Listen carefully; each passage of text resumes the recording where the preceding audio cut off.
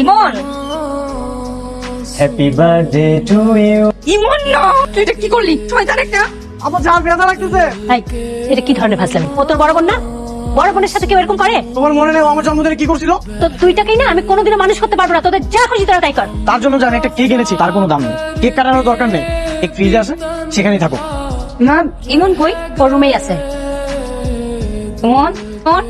কি হয়েছে? এই যে তুই আমার জন্য কেক নিয়ে আসছিস না, কেক কাটতে আসছি। রাত 12টার পরে এসেছিস কেক কাটতে? ভাব কম নেই, কেক কাটতে বলছে কেক কাট। কেক খাবি তাই না? ঠিক আছে, এই নে। হ্যাঁ হ্যাঁ, বেশি বেশি। কি করলি এটা ইমন? মা! কি হয়েছে?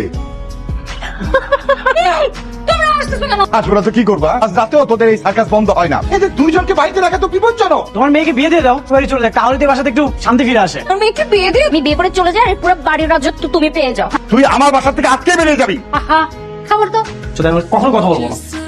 ভাই, এখন কোথায় যে কান্নাকাটি করবে রাস্তায়? এই কিরে, তুই আমি কখন থেকে ফোন দিচ্ছি, তুই আমার ফোন ধরিস না কেন? আমার ইচ্ছা, তাই আমি ধরি না। চল বাসে চল।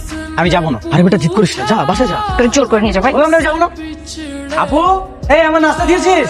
নাস্তা তো রেডি আছে। থ্যাংক ইউ রে আপু। ফিরে আসলি যে? ভার্সিটি বন্ধ নাকি? কিছু ছেলে রাস্তায় বিরক্ত করছিল, তাই চলে আসছি। চল দেখি তো কে বিরক্ত করেছে। কি গো সুন্দরী, তা নিচু করে গেলে হবে নাকি? তুই কি বলে তুই এটা? ওর জন্য একদিন আমাকে সমাজের কাছে অপমানিত হতে হবে, ছোট হতে হবে। কি করবো? আবার আমাকে বের করে দিবা?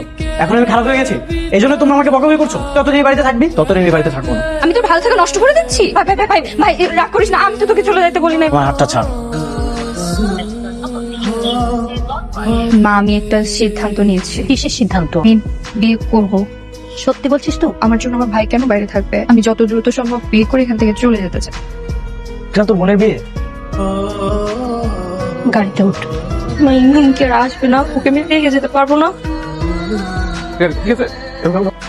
আপদ বিদায় হয়েছে? আপদ ছিল নাকি ঘরের লোক ছিল ঠিকই বুঝবি এখন। হ্যালো, মা, ইমন আসছে? হ্যাঁ একটু আগে মনের সাথে কথা বলবি? হ্যাঁ, তেমন একটু কথা বলি। মা, আমি ওর সাথে কথা বলবো না।